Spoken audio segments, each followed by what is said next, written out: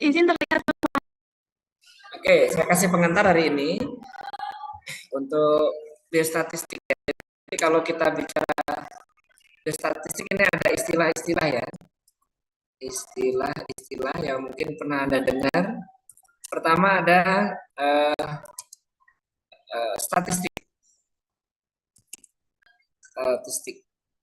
Jadi statistik itu bicara angka, ya, data ya, bicara data. Ya. Tapi datanya berbentuk angka. Jadi subjeknya statistik itu adalah data. Makanya nanti langkah pertama Anda ke lapangan mengumpulkan data, ya kan, pada saat penelitian. Ya, baru nanti datanya diolah, dianalisis menggunakan metode statistik. Ini untuk penelitian kuantitatif, ya. Nah, terus ada yang bilang, Pak, data itu kan nggak selamanya angka. Misalnya keluhan pasien, puas nggak puasnya, itu kan bukan angka. Benar kan? Terus bagaimana? Ya kalau ngolahnya pakai metode statistik harus dirubah dalam bentuk angka. Misalnya sangat puas dikasih nilai 5, cukup puas nilainya 3, tidak puas nilainya 1, gitu. Karena statistik bicara data bentuknya angka, gitu ya. Kemudian yang kedua ada istilah statistika. Nah, kalau statistika ini ilmunya. Ilmu yang mempelajari tentang metode statistik. Nah, itu disebut dengan statistika. Nah, kalau bahasa Inggrisnya kan statistics, yang ada C-nya itu ya, statistics. Nah, kalau di ekonomi, economics, itu ilmu yang mempelajari tentang ekonomi. Ya. Nah, kemudian yang ketiga, ini istilah yang sering kita sebut ya, biostatistik, biostatistik. Nah, apa itu? Ya, metode statistik ya yang diterapkan di bidang kesehatan untuk memecahkan masalah kesehatan. Nah, itu disebut dengan biostatistik. Jadi kalau di kita istilahnya agak sedikit beda ya, biostatistik. Ya, makanya kalau di kesehatan masyarakat ada peminatannya, jurusannya biostatistik. Ya. Nah, kemudian kalau kita bicara statistik, tadi bicara data, ya kan? Maka Anda harus tahu dulu data. Data itu apa? Ya, data itu adalah kumpulan angka-angka hasil penelitian. Ya. Nanti di sini ada data primer, ada data sekunder. Ya.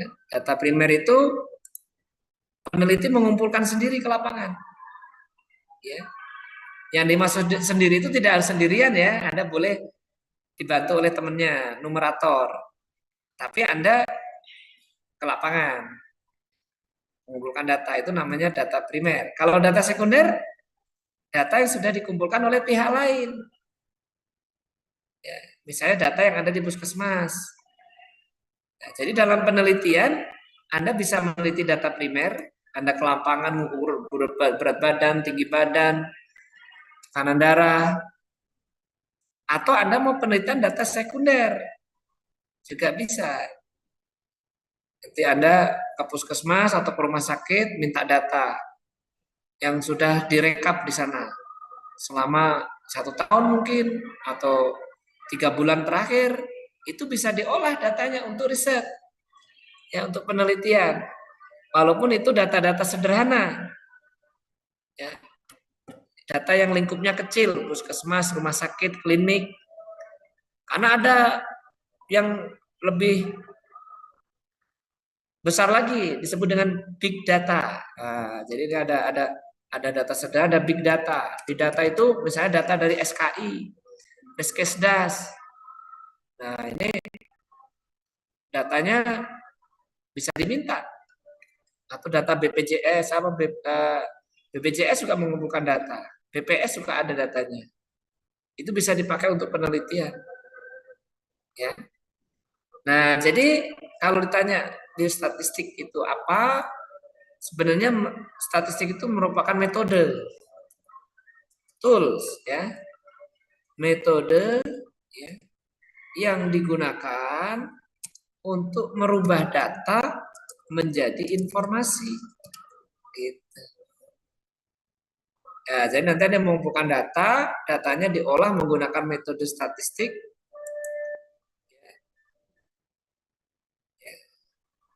Jadi statistik ya, atau biostatistik itu merupakan metode.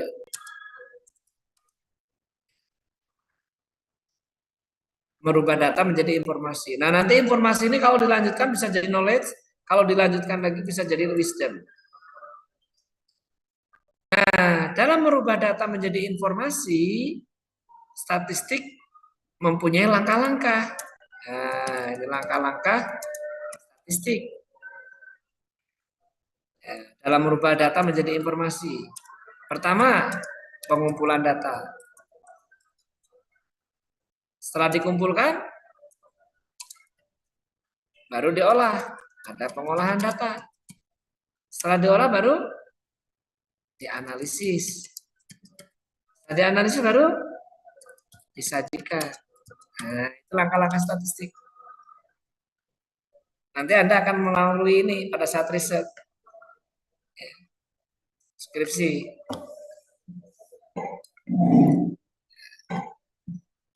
Jadi kalau mengumpulkan data, pertanyaannya tekniknya seperti apa? Apakah wawancara, observasi, pengukuran, tekniknya? Instrumennya apa alatnya? Apakah timbangan, tensimeter, apakah pakai kuesioner? Nah, itu ya, itu kalau bicara pengumpulan data. Pengolahan data, langkah-langkahnya adalah editing.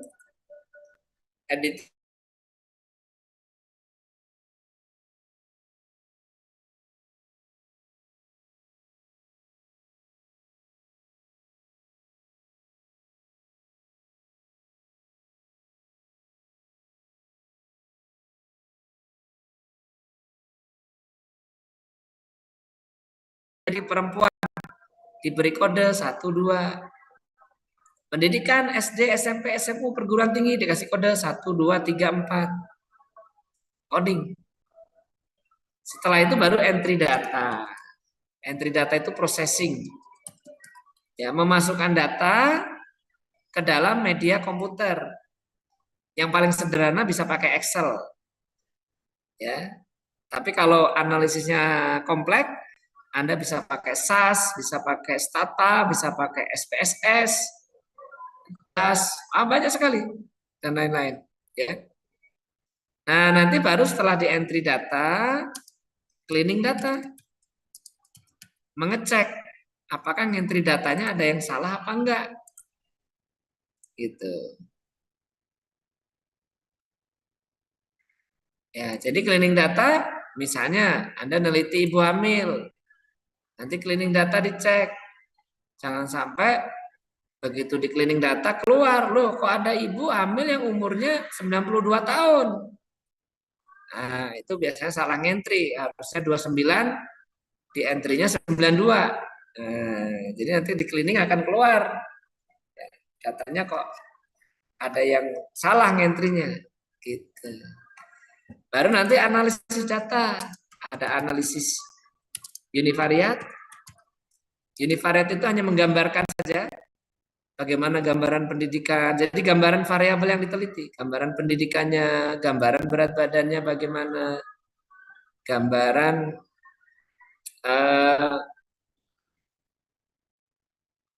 penyakitnya seperti apa, itu analisis univariate. Jadi hanya menggambarkan masing-masing variabel yang diteliti. Baru nanti ada analisis bivariat. Nah, kalau bivariat sudah mengkaitkan dua variabel. Misalnya apa ada hubungan antara merokok dengan BBLR, apakah ada hubungan antara pengetahuan dengan pemberian ASI eksklusif, apakah ada hubungan misalnya makan malam dengan obesitas misalnya. Itu sudah bivariat. Jadi satu persatu dihubungkan antara variabel satu dengan variabel yang dihubungkan. Nah, kemudian yang terakhir ada analisis multivariat. Nah, kalau multivariat ini variabelnya banyak, nanti dihubungkan serentak. Misalnya Anda pengen tahu kenapa orang obesitas, ada variabelnya yang mempengaruhinya, independennya ada pola makan, begadang, konsumsi tinggi garam, merokok. Nah, nanti dilihat mana yang paling mempengaruhi obesitas. Gitu. Yang paling dominan. Nah, itu nanti di multivariat. Nah, Anda S1 belajarnya ini sampai bivariat nanti kayaknya. Ya, walaupun bivariatnya mungkin nggak semuanya karena waktu juga. Kalau multivariat biasanya mahasiswa S2, S3 yang belajarnya.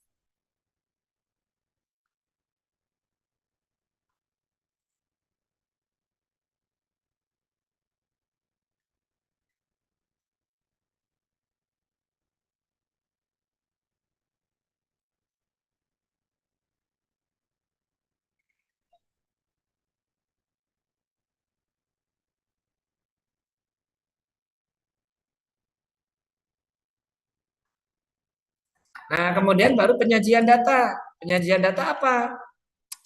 Bisa tabel, ya sebenarnya bisa narasi. Narasi itu hanya kalimat, itu biasanya untuk penelitian kualitatif. Kalau penelitian kuantitatif pilihannya kalau nggak tabel, grafik. Ya. Nanti Anda harus tahu jenis-jenis tabel, syarat-syarat membuat tabel, kemudian grafik juga syarat-syarat membuat grafik, jenis-jenis grafik, misalnya ada bar, ada diagram, ada pie, ada histogram, ada line, macam-macam. Ya, Anda harus tahu nanti belajar. Ya, nah itu langkah-langkah statistik. Jadi nanti kalau bicara penyajian, Anda sudah membuat bab 4. Bab 4 itu nanti Anda bisa pakai tabel atau grafik menyajikan hasil penelitian Anda. Setelah datanya diolah, dianalisis. Paham ya? Oke. Nah, kemudian sekarang kita bicara fungsi statistik. Ya, fungsi statistik. Kalau secara umum di bidang kesehatan ya, ini saya lingkupkan aja bidang kesehatan ya. Kalau umum sekali banyak sekali nanti. Ya, bidang kesehatan yang pertama untuk mendeskripsikan ya, masalah-masalah kesehatan. Ya, ya saya rasa ini Anda sudah sering terpapar dengan hasil statistik, misalnya angka stunting, bagaimana di Indonesia, ya kan, gambaran diare di suatu wilayah, ya kan, angka kematian ibu, angka kematian bayi, itu semuanya hasil dari statistik. Kemudian juga bisa eh, MONEV ya, monitoring dan evaluasi program, ya, monitoring dan evaluasi program. Nah, nanti di sini bisa membandingkan membandingkan data, bisa antar tempat, antar waktu, antar kelompok, ya. Misalnya antar tempat, bagaimana stunting antara Cimahi dengan Cianjur, datanya. Nah itu tinggi mana, kasusnya seperti apa, itu membandingkan data antar tempat. Antar waktu misalnya bagaimana kejadian diare pada balita dari Januari sampai Desember 2025. Antar kelompok, bagaimana angka kesakitan balita antara laki-laki dan perempuan, tinggi mana? Nah, itu membandingkan itu. Nanti statistik seperti itu. Baru tuh bisa juga merencanakan program. Ya. Nah, jadi nanti kalau Anda mau merencanakan, bisa menggunakan metode statistik. Ya, setelah datanya diolah, dianalisis, oh ternyata yang paling mempengaruhi stunting itu adalah eh, gizi ibu hamil. Baru nanti merencanakan program bagaimana meningkatkan kesehatan ibu hamil. Itu. Jadi perencanaan program berdasarkan data, ya, hasil survei yang diolah pakai statistik. Nah, kemudian juga untuk mendiagnosis masalah-masalah kesehatan. Misalnya, obesitas itu karena apa sih? Ya, kenapa sih anak itu TBC? Kenapa sih ibu hamil itu hipertensi, faktornya apa sih? Nah, itu nanti Anda bisa seperti itu. Dan yang terakhir, ini yang paling penting untuk Anda, yaitu membantu pada saat riset. Ya, jadi statistik berperan pada saat melakukan riset. Nah, sekarang kalau kita bicara statistik dalam riset, fungsinya apa? Fungsinya pertama, membantu menentukan jumlah sampel. Saya mau meneliti balita Pak di Cimahi. Balitanya berapa? Ribuan. Aduh, saya nggak sanggup kalau meneliti ribuan populasinya. Ya nggak usah khawatir. Anda meneliti bisa sampel aja. Nggak usah semua diteliti. Pertanyaannya berapa sampel yang saya teliti Pak? Dari sekian ribu balita. Maka Anda bisa menggunakan bantuan statistik. Dihitung pakai rumus statistik. Nanti ketemu sampelnya berapa. Ya. Misalnya dihitung, ketemu sampelnya 100. Anda neliti 100 aja nanti. Kedua nanti bagaimana memilihnya, teknik samplingnya, di random atau non random. Gitu. Nah, itu statistik ya. Nah, kemudian apa lagi? Membantu melakukan uji validitas instrumen. Ya. Jadi instrumen harus valid dan reliable. Ini uji validitas dan reliabilitas instrumen. Ya, ada kalanya instrumen harus diuji dulu sebelum dipakai. Diuji coba dulu, nanti diolah datanya pakai statistik. Apakah instrumennya sudah valid, reliable atau belum. Kemudian membantu apa lagi? Membantu mengolah data secara benar.